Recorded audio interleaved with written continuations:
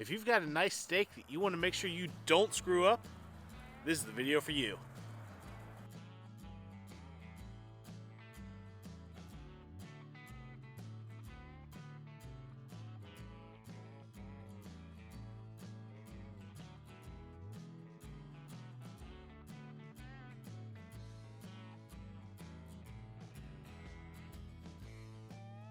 Hey guys, I am Steve from Cookout Coach. We're all about trying to help you take your barbecue to the next level no matter what you need.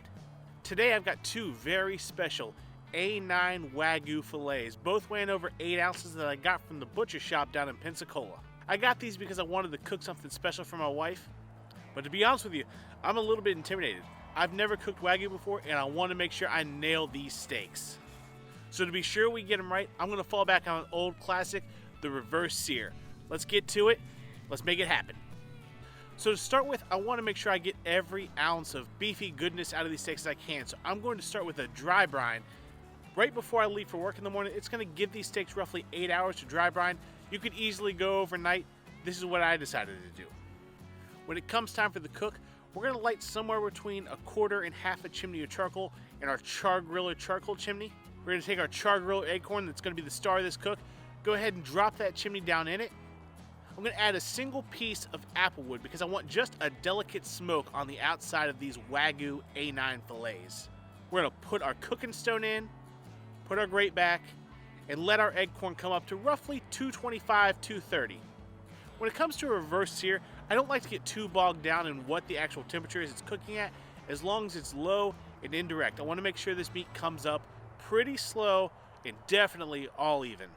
So while our egg corn is normalizing at about that 225 degrees, we're going to go ahead and season these steaks with the flavor I want to give them. And while I want to keep it simple, I really want them to pop too. So we're going to hit them with a little bit of Heath Rowell's Everyday Rub, which is kind of like a salt, pepper, garlic rub with a few other herbs in there, and Heath Rowell's Beef Rub to really pop these things. Once they're seasoned, these steaks are going to get about 10 minutes to really let that sweat in.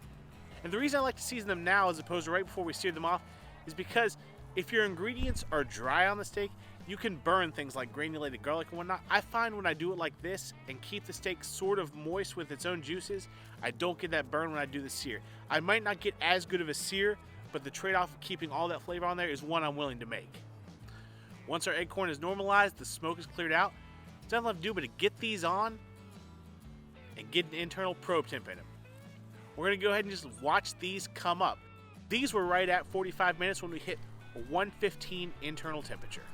Pulling these off the grill, you can just see how much juice is coming out of this WAGYU. We're going to take these steaks, put them in a pan and cover them with foil. I just want to hold them long enough to let our temperatures come up. To do that, we're going to pull the grate off, remove our cooking stone real fast, and open this grill wide open. Now this can be intimidating because that egg corn can get crazy hot. But when we sear this, we're not going to close the lid down, so I'm not too worried about burning anything. You can even use a fan if you'd like to try to help get those coals up to temperature quicker. But even if you don't do that, it's only going to take 10 minutes for these coals to get ripping hot. And with the fire ready, all we do is sear. This is a little different than a traditional steak cook. I'm going to go about a minute on each side because I'm not really worried about cooking the meat. That'll happen. I'll get those last 15 degrees to take these up to 130. So I'm just going to worry about putting the sear on the exterior of the steak. And so I'm going to go a minute the side, and since these are so thick, I'm also going to do the sides as well. And in just 4 or 5 minutes, we're at 130 on these steaks, and I can't wait to try this out. Unfortunately for you, this was a special meal with my wife, so you guys don't get to see me do a taste test, but here's a shot of what the final product looked like. Let me just say, if you've ever doubted WAGYU like I have, you've got to try it.